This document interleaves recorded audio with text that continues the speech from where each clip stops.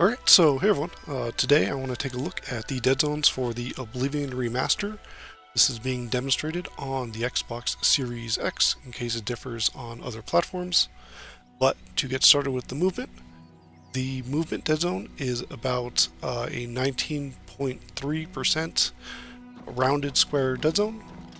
The shape makes it so that you have to push the stick a little further in the corners before you start seeing diagonal movement.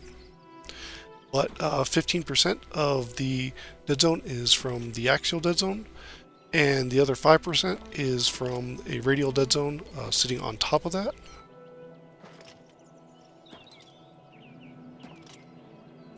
This axial Deadzone restricts diagonal movement around the axes, so if you're within those Deadzones, you'll be moving in one of four directions.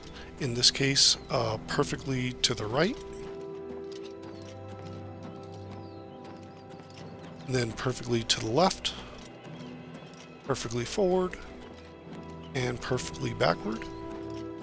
You only start seeing diagonal movement when you break out of both axis Deadzones, represented by the green region. And this is most easy to see when pushing yourself up against a wall and then looking for a horizontal movement. So this isn't perfect, I'm moving slightly to the left, but if I move out of the axial Deadzone, you can see that move to the right, then to the left, to the right, and to the left.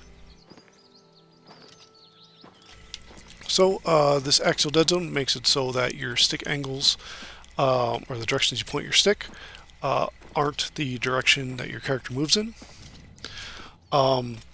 The solid shaded threshold represents the run threshold. So any movement under this will be at a flat speed. So from the Deadzone up until this point will all be the same speed. It's a little easier to see in third person because of the animations. You can see that there's no change in this, but once you move into the shaded region, you begin running, and this is a flat speed from the beginning of this threshold to the edge of stick movement. And you can see that this is mostly a circular threshold, but it's slightly square, and that's because of the axial Deadzone squaring it a little bit. This is a little interesting because the original Oblivion on the 360 had a smooth gradient of movement speeds, at the very least until the run threshold, and that may just be an animation change. I don't know if there is a slight jump there, and maybe increases a little further in the 360 version. However, there was definitely a smooth gradient below that. Maybe for this remaster they didn't want to add a couple additional animations to blend through that, but that is a bit of control lost with this remaster compared to the original. But this stripe threshold represents the sprint threshold. So if you try to sprint under it, I'm clicking the stick, nothing happens. But if you click the stick in this region, you begin your sprint. And if you fall under it, stop. The threshold for this, you can see, is perfectly flat. But right before the graph ends, you can see that it moves perfectly upward. And off the graph, it moves diagonally. So it's a kind of an interesting shape, but for the most part, players are going to be pushing their stick fully, so the angular range is all that really matters. So you can see that you have a pretty decent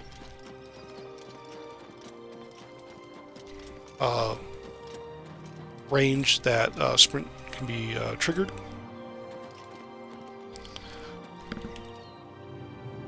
But for the camera, we have about a 20% axial Deadzone. It does seem that the central Deadzone is just slightly bigger than 20%. I got slightly different readings for each direction, so there may be a slight radial Deadzone being applied on top of this, but functionally it is a 20% axial Deadzone. So similar to movement. We have the same restricted region, and actually a little more, since this is 20% versus the 15 for movement.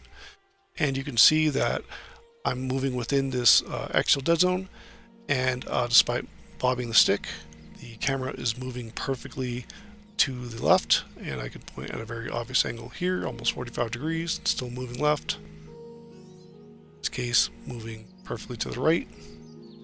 And you don't start seeing diagonal movement until you break out of both axial dead zones. And this is most obvious when looking straight up or down and looking for horizontal movement. And you can see this threshold quite clearly when doing this.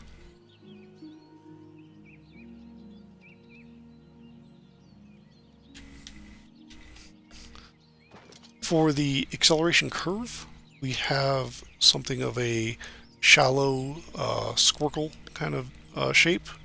So this starts out pretty slow. It's a little faster than, say, a power function at a similar degree, but this curve stays slower for a little longer at the end, and then starts building up till its maximum turn speed.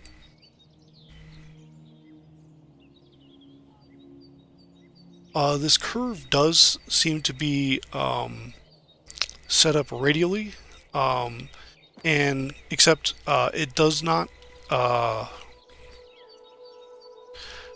seem to be capped diagonally. So as you can see, my stick can move further than the maximum range on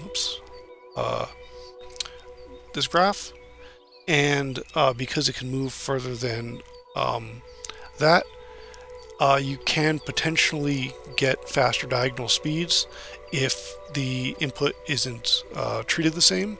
And in this game, if you move the stick perfectly to the square corner, so 100% horizontally and vertically, you'd actually get about a 1.4 times your total cardinal speed.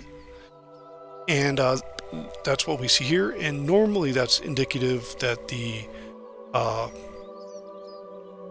curve is being handled per axis. However, it seems that here it's being handled radially. The other, a few other diagonal tests seem to suggest that. And in games that do handle the curve separately per axis, that can skew diagonal movement heavily and make the diagonals generally slower. So it's good that it's not doing that. It's just it hasn't been capped, so the diagonal sensitivity could be faster. My stick can't lean that far beyond this range, and the axial dead zone will warp this range a bit, so I'm probably just on that threshold anyway, so additional speeds won't be too noticeable, but they do exist here. But as far as the sensitivity, you can see that I have the horizontal set to half of the vertical, and that is because the sliders are not even. The vertical sensitivity is actually weighted slower, so the vertical sensitivity as for my tests, it is pretty consistently about 53% of the horizontal at the same sensitivity values. So you can see this is horizontal at the maximum turn rate, and this is the vertical. It's pretty noticeably different. So the vertical tests are normally less accurate because I normally don't know the exact vertical range, and smoothing can sometimes affect the test, but it doesn't seem like this game uses smoothing, and this seems to have a pretty close to 180 degrees, so I think that's more reliable than most games. So the vertical sensitivity is consistently about 53% of the horizontal, and aside from making the general sensitivity, vertical sensitivity lower, what this means is if you want them to be the same, that limits how fast you can play or set your horizontal sensitivity. So you can't really get, I don't know the exact value, but you can't really play faster than about half the horizontal sensitivity. So this limits the speed you can play the sensitivity you can play at. But the other issue with having sliders different is that differing axis sensitivity changes your diagonal movement. So you can see that if I move at about a 45-degree angle, you can see that the cursor is moving at about 45 degrees when the sensitivities are basically the same. However, if we use an extreme difference where we max out the horizontal sensitivity and set the vertical to its minimum, one thing to also bring up is I set it to 1, but when you come back to it, it sets it to 0, so this may alter the values I got for my sensitivity range tests. But anyway, you can see that the horizontal is 100 and the vertical is 0, so this is a very big difference. So this is the vertical sensitivity, this is the horizontal.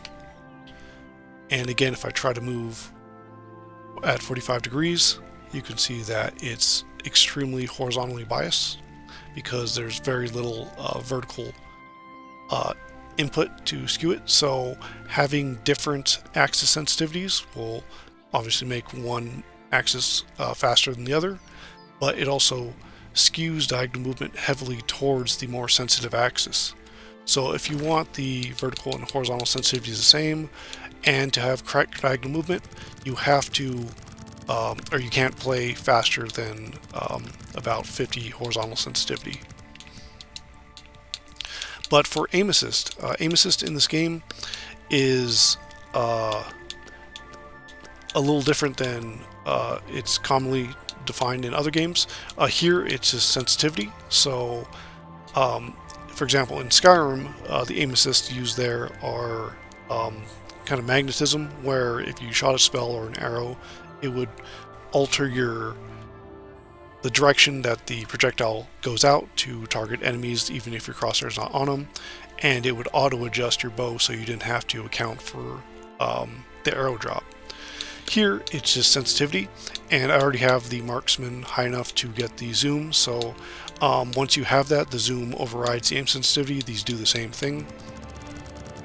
But what this does is this is a percentage of your total sensitivity. So if, for example, we bring out the bow, if you're not aiming, it's just your default sensitivity. If you are, this is, again, since I have it at 100, it's the exact same sensitivity. If I move this to 50, this is about half of this, so this is your default hip fire, and this is zooming. It's a little difficult to tell because of the zoom, but it is slower. And if I move this slower,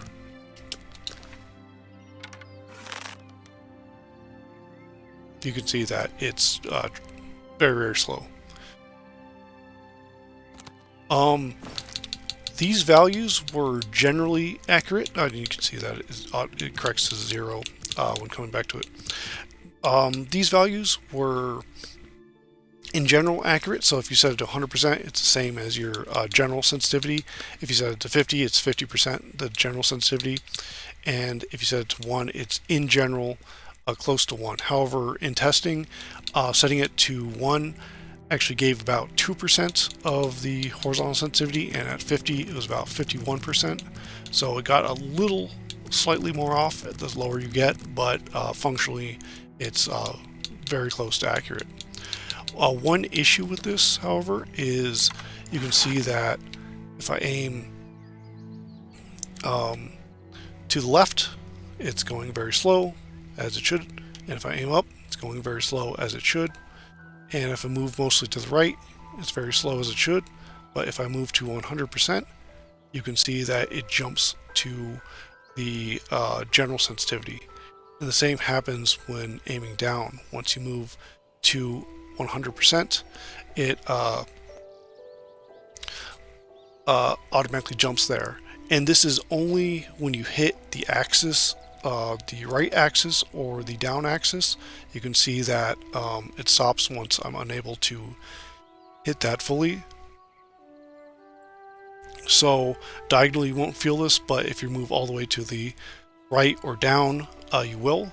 This is something that should be fixed because it's pretty unintuitive.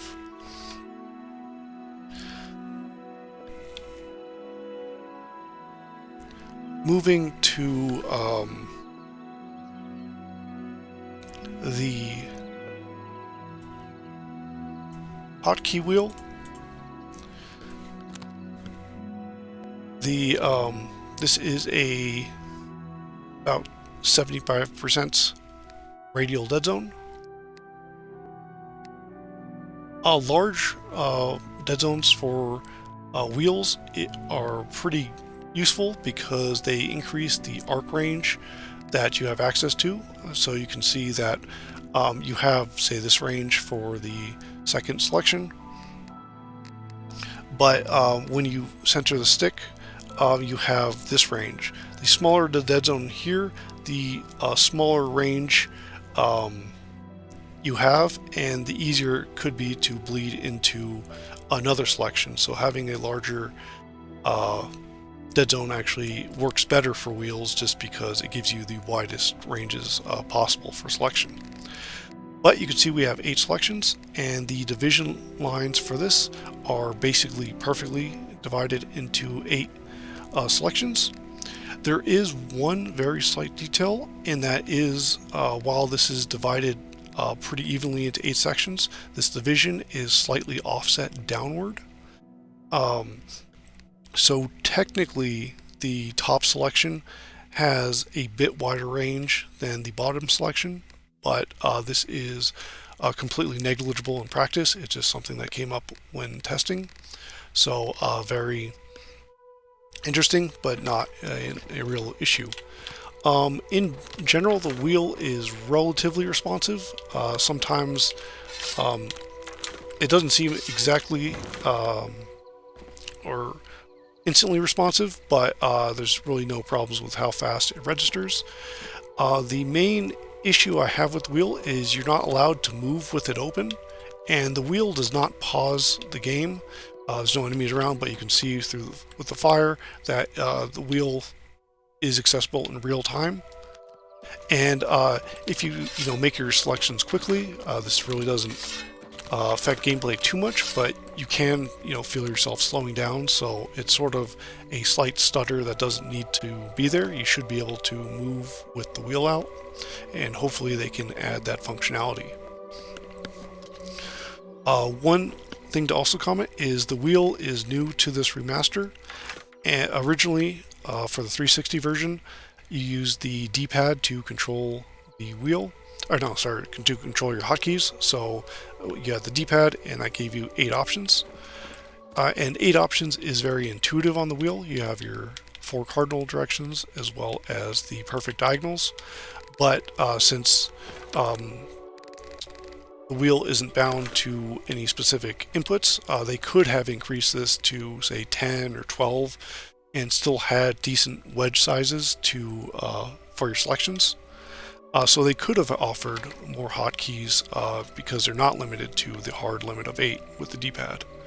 Not a big issue, but just something that could have been increased. But moving to... Oops.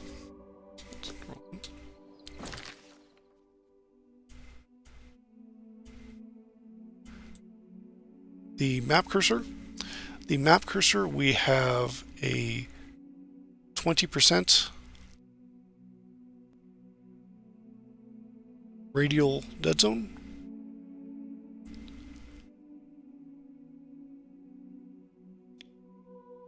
And this has full diagonal movement, so if you move around the axis, you can see that it flips directions. And might be a little difficult to see with the border, but the same thing happens around the horizontal axis. Let's see if the bottom is a little... Nope, you can't see it at the bottom. But you can see that you have full diagonal movement here.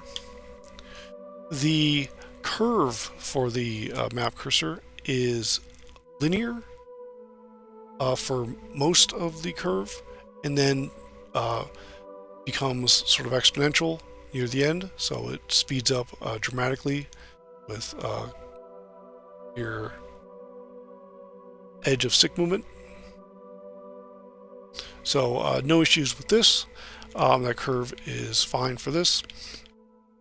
But what is sort of frustrating is that this is the best dead zone for control. You have a radial dead zone with full diagonal movement is what should be used for the movement and especially the camera, since especially the camera needs the most precision, but it's relegated to the implement or the map, which needs the least level of precision.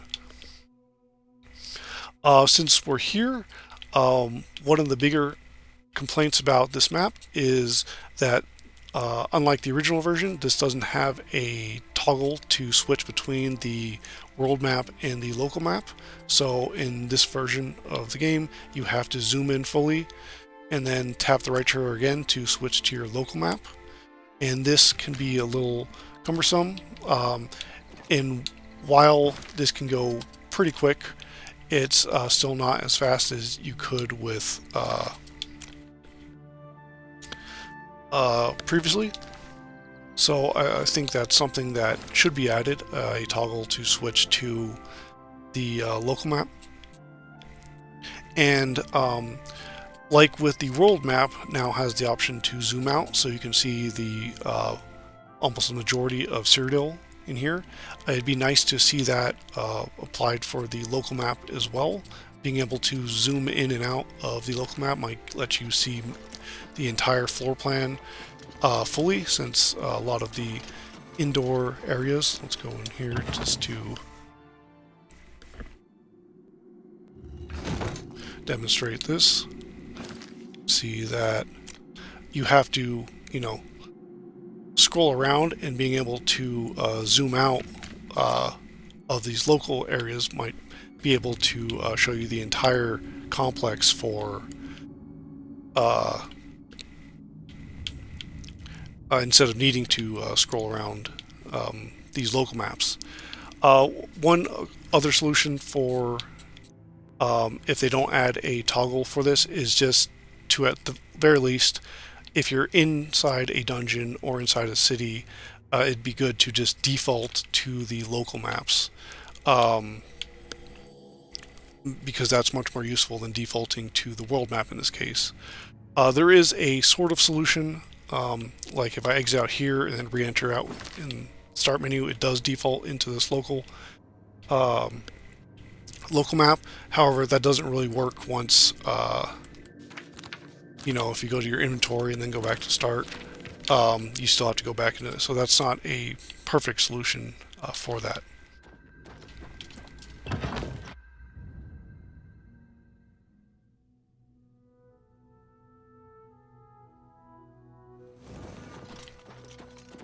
Oops. So that about covers things. So as far as the things I'd like to see improved, one of them, or the first, would be changing the movement and camera dead zones to be perfectly radial. This would allow you to exit the dead zone and hit the thresholds at the same distance on any angle, and also give you full diagonal movement. Adding an option for the dead zone size would allow players who, say, experience drift to raise the dead zone to counter that, but also allow players to lower the dead zone so that they can make their controls feel more responsive. That greatly helps the camera movement when making small movements and just making more subtle movements more easily. An option to control the acceleration curve would be nice. This pretty closely matches, the game's curve pretty closely matches a Squircle Deadzone, or not, sorry, a Squircle curve. However, not exactly, but if we did use that, we could have control over the exponent, and getting a slider ranging from 1 to say 3 for the exponent would allow us to choose between a linear and a 2 would be a circular curve, and then 3 would be a pretty squarish shape. So we'd have a full gradient of curve options with that. Then for the sensitivity, it would be nice to see the vertical sensitivity increased to scale with the horizontal, so that if they're set the same, they are the same. And if they want to have the vertical sensitivity lower than the horizontal, they can just default the vertical sensitivity to be lower than the horizontal. So raise this. For the aim assist options, just correct the issue where right and down are more snap to your general sensitivity when you move to the full axis on that. For the wheel, just allow movement. I don't just allow the player to move while the wheel is open, and I don't think they're going to update the UI, but they could always add more hotkeys, since there is no real limit that you need to stick to with the wheel. And lastly, just correct or add a toggle for the local map, and that should fix that.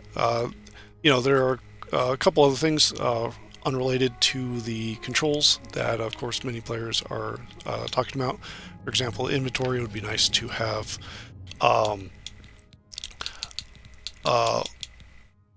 selections for the potions as well as books. That's no issue with this. This was how the original Oblivion worked, so that's pretty faithful there. But there's other quality of lives outside of the controls. But that about covers it here. The last thing I do want to say is that the controls I've just demonstrated, while I've offered some criticisms and some improvements to hopefully make it better, this is, as it is, much better than it was on the 360 version. The 360 version had larger axial dead zones, and the curve there started at much faster than 0, so you really couldn't access very slow speeds no matter what you did. And at lower sensitivities and aiming the bow, especially with the FPS boost for the when playing on Series X, would actually greatly increase the dead zone size to ridiculous sizes, almost up to 90% when aiming the bow with the FPS boost. So that was ludicrous, and this remaster as is already controls far better than that. Did even in the best cases when you're playing at max sensitivity at the 30 frames default. So this is much better, but there's still room for improvement, and hopefully they can improve it with perhaps a few updates, providing some of the other improvements other players are asking for other aspects of the game. But yeah, all that rambling aside, that covers things. So thanks for watching, and everyone, have a great rest of your day.